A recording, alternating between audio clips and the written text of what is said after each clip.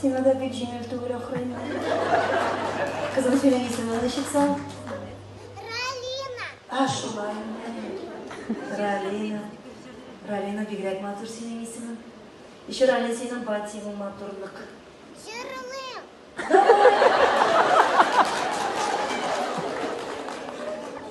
Ул бармагың сызлары, тегемин атысканы, өйрәтүчеләрдә чыкта, син үзеңне беләмен.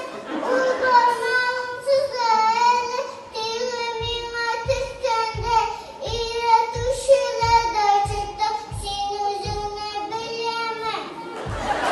Молодец, кызым китмәде. Ралина. Ралиночка. Кызым киләле монда китмәде. Киләле монда кит. Ралина.